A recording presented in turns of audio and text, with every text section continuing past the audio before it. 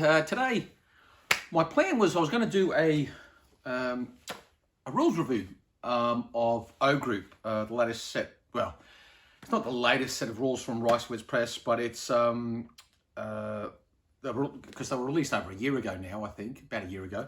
But due to the nastiness that it was the Wuhan flu, I was unable to play any games with it and whatnot. But now I'm starting on a O Group project. Now I have forces in 15mm scale. 15mm is not a scale. 1:100 scale, 15mm miniatures. That I had initially. I got these miniatures for Flames of War, and came to a rapid realization that as far as those rules are concerned, they're just not my cup of tea. I'm not saying they're absolute shite rules, but I don't like them at all. But the miniatures are nice. So I had a whole bunch of Flames of War miniatures, and I was using them for playing I Ain't Been Shot Mum, which, if you haven't played, great set of rules. But O Group is a battalion level set of rules.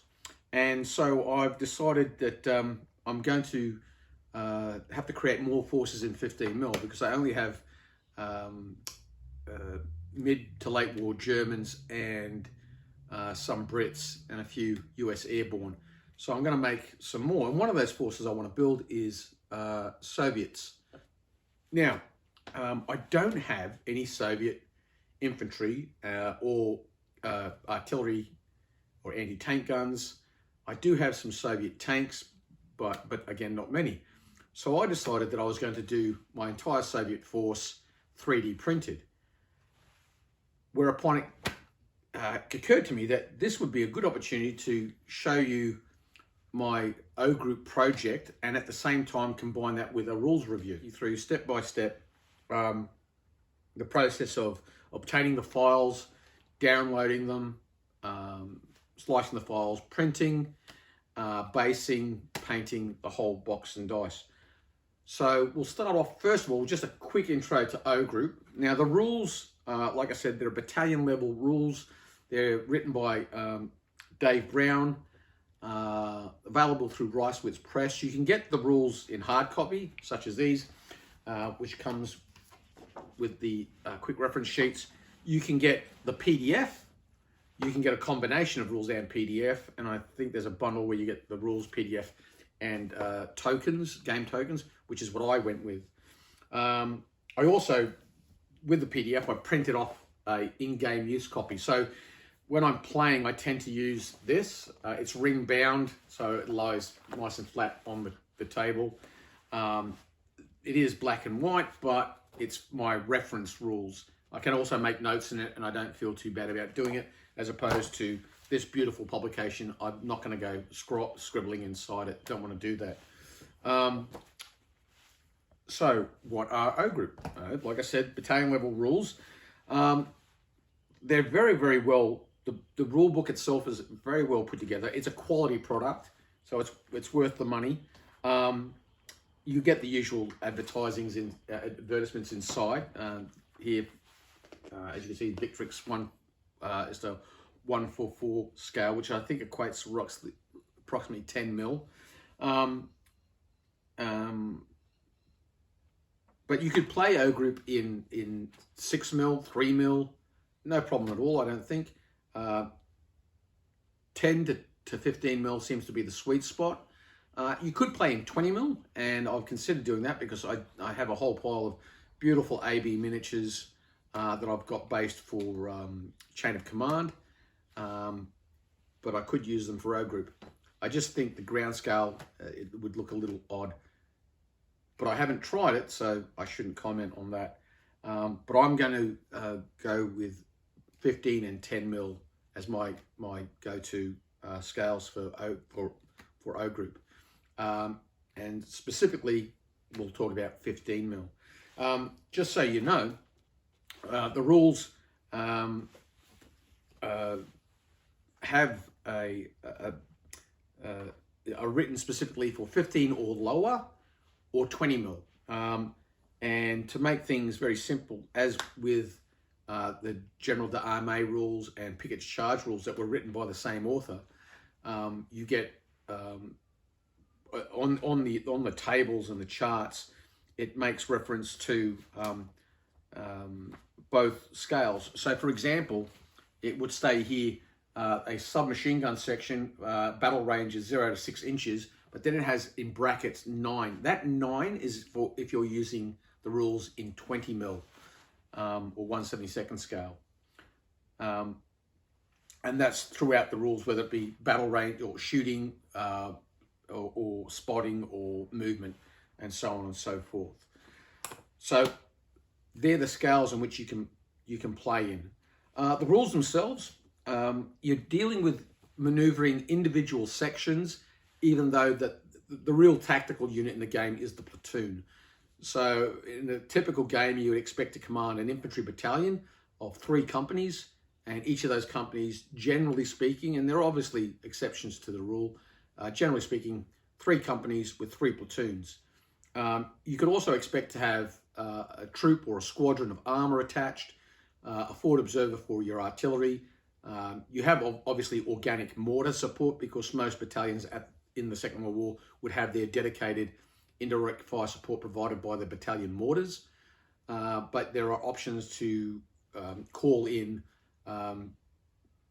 indirect fire support in the forms of regimental or divisional artillery. So that's the scale of or the level of game that you'll be playing if you use O Group.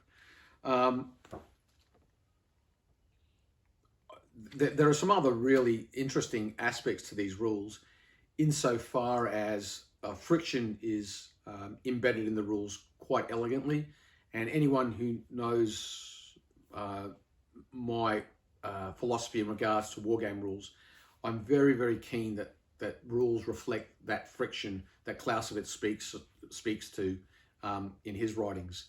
And as a veteran myself, I have this real passion that war games should at least go some way to reflect reality. And in reality, the constant is always friction, and the side that wins a battle is the side that can cope and manage friction best. When I used to give talks on leadership courses and when training with producing officer cadets or senior non-commissioned officers for the Australian Army, I always would emphasize the fact that their role on the battlefield was to bring order to the chaos. Friction is the chaos, and the combatants that master or manage friction ultimately will win.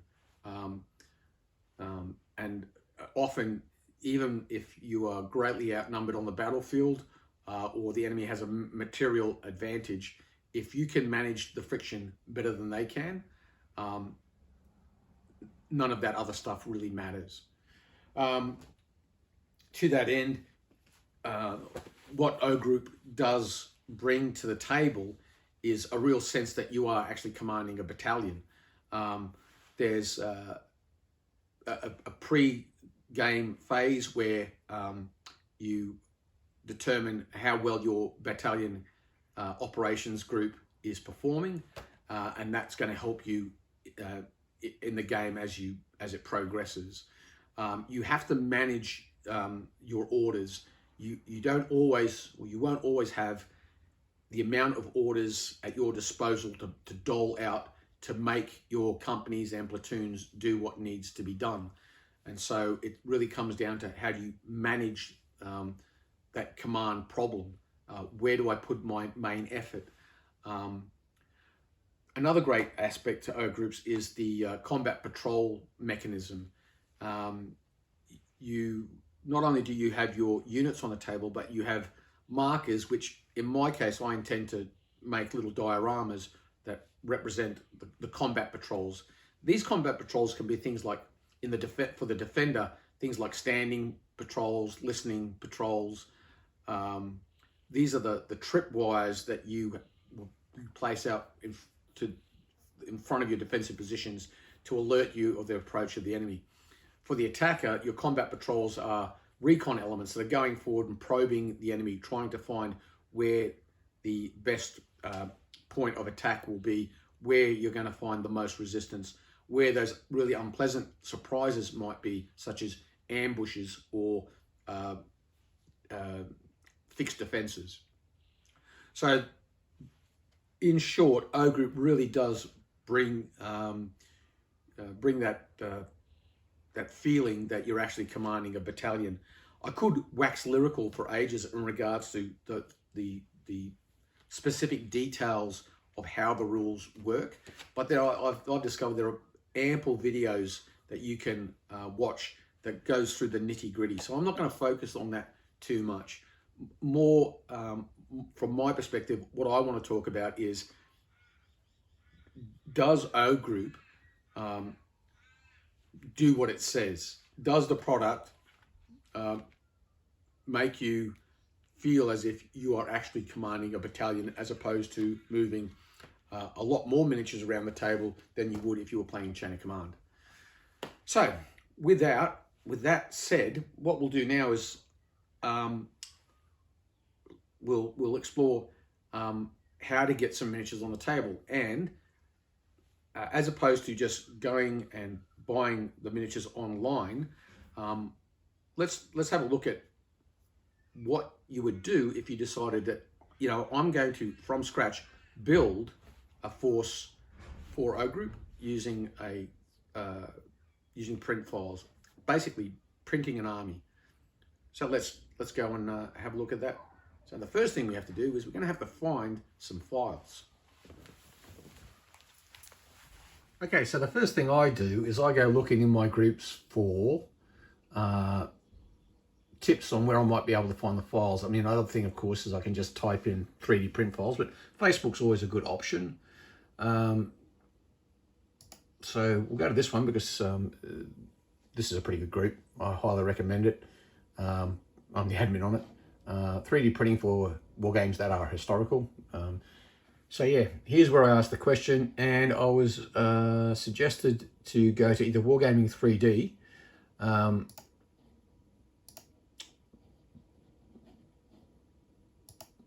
but I ultimately chose to go to this group here, 3D Breeds, and from there I was able to find some very interesting files.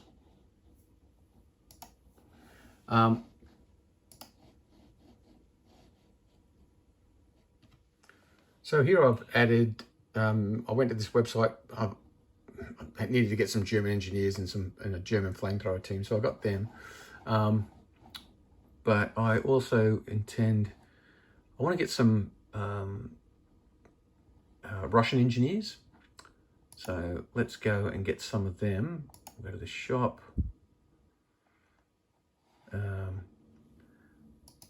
The World War II range. Now you can get files for free, but I am going to pay for these ones because they're pre-supported. Now what does that mean? You'll see when I get to slicing the files. But I like to have my files pre-supported because, just quite frankly, I'm just not that good when it comes to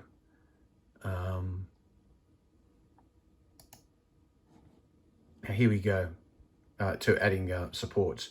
So this is what I'm after, some Russian engineers. So I'll add that to the cart, and then I've got what I want. So I then go to my cart, German engineers, German flamethrower team, and Red Army engineers. That's what I want. Okay, so that's what I'm going to get. I'm going to proceed to the checkout and get them. So if I go to my account and downloads, all my files that I've purchased should be there. So there's all the Red Army stuff, and the stuff that I've just purchased are right there, Russian engineers. So let's let's download the Russian engineers because I want to get them. So it's simply a matter of clicking there, and over here we can see that they're downloading. Now it's simply a matter of going into my file directory, downloads, and there you can see all the ones I've downloaded before, Russian flamethrowers and the like. Okay, so what I've done here is I've downloaded a whole bunch of files. These are infantrymen, tank riders, commanders, some engineers. What else we got here? Machine gun, medics, and flamethrower guys. Okay, so oh, and I also had downloaded a couple of samples.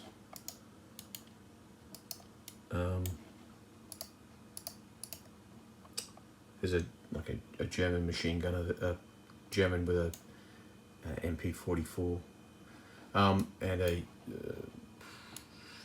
US soldier as well. So just a couple of other samples. But anyway, what you can see here is the infantry, but all these little supports. The reason I've purchased, as opposed to just going with some of the free options, is these ones are pre-supported. So all these supports that are on here, I don't have to add them in; they're already there.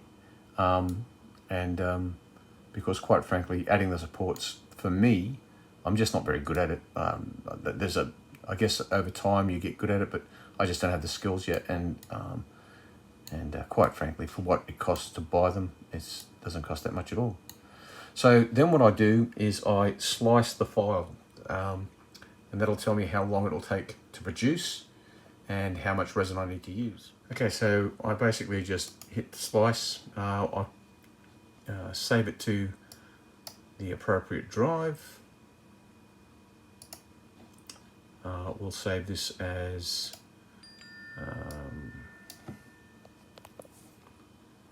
just create a file name for it.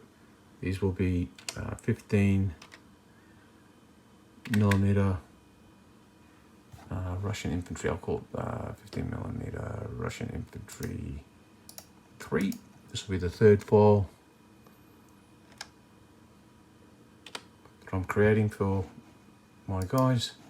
Okay, so it slices the file, saves it to the USB drive, which will then get inserted into the printer. It's going to take 1 hour and 44 minutes to produce this, and 34.37 mils of resin. Once I've done that, I just take out the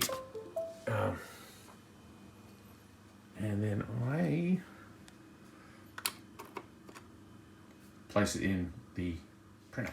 Okay, so now I've got the build plate on, I've got the resin in the vat, and I'm ready to go. So, and here they are, Russian infantry, World War II Russian infantry, number 3. That's the one I want to print. And then I just hit print, and the magic begins.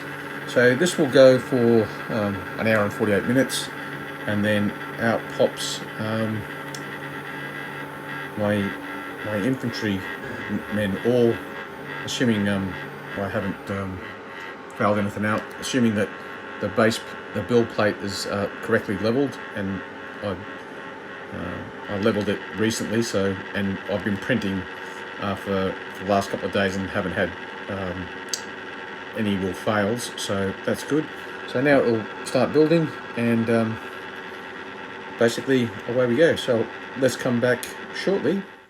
Okay, so I've got the base plate off, and I've already started taking some of the miniatures off the base plate, oh sorry, the build plate, and putting in, dropping them in the alcohol.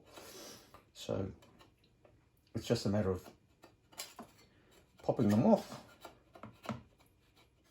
As a general rule, I don't have too many problems.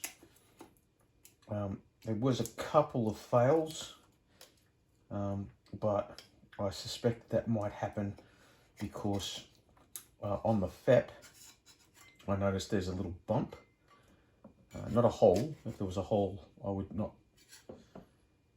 print because I'd have resin going through the vat and onto the screen on the printer, and that would be really bad. But there's a bump on it, and that's caused these fails in the center. So I've three of the little fellas didn't print for me. They fails, but 3 out of, I don't know, 30 or something. That's not too bad. I can live with that.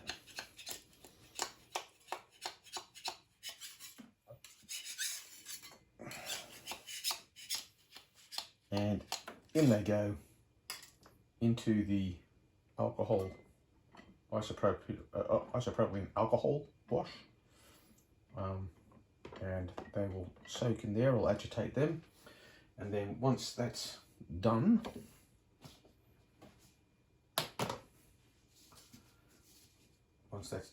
it'll be a wash in some hot water.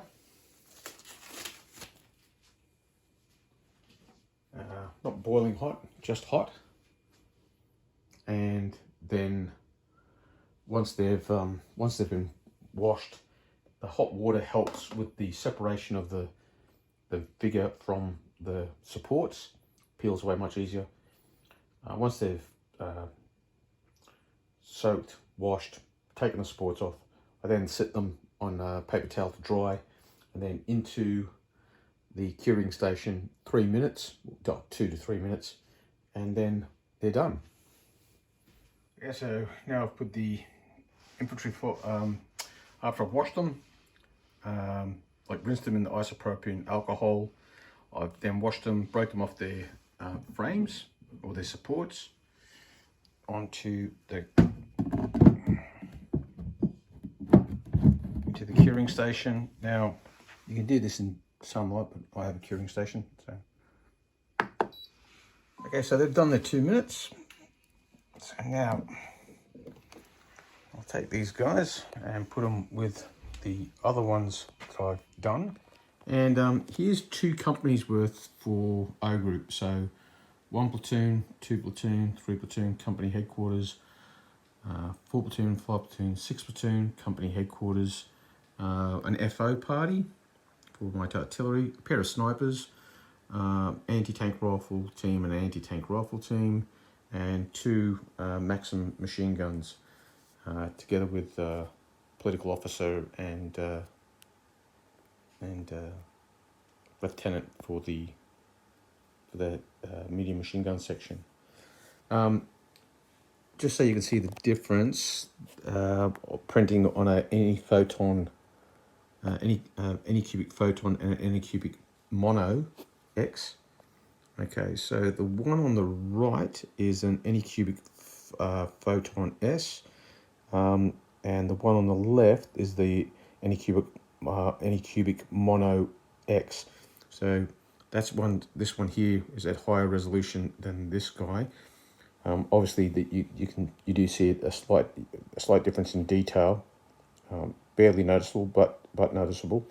That's the difference between a $300 resin printer and a $600 resin printer. Yeah, there you go.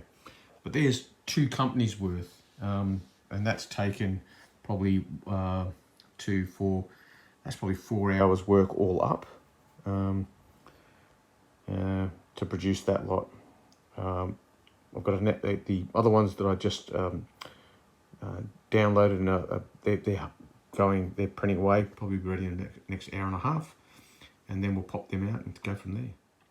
So let's just have a quick look at the quality of the miniatures, because that's really important. Under my thumb here on the left, as you look at it, that's a Battlefront German officer from the Band of Brothers box set. So that's the German officer there, painted, so you get some good idea what he looks like painted up. But you can see the detail on him. And then what we have here is a Russian officer, obviously not painted, freshly printed, but printed, washed and cured, ready to be painted. Scale-wise, they're pretty much the same. Very, very close. And yeah, the detail, I think the detail's there. I mean, obviously it will show up more once I've had some paint applied. But that's a comparison, yeah, for detail wise. So that's basically sourcing the miniatures, downloading the files, printing the miniatures, and preparing them for creating a Russian battalion for O Group. So in the next video, what I'll go on with is painting them. So we'll look at the colours I'm going to use and how I go about it. As I said before, I have played a couple of games of O Group before, and here's some photos from my most recent game. They're a fantastic set of rules. I can't recommend them highly enough. They've really lit a fire under me to get some miniatures painted up and some additional forces to play O Group. So until then, we'll wrap it up there, and we'll be back with part 2 of my O Group 3D project shortly, and we'll talk about basing and painting. And that's all for now. Yubakoi.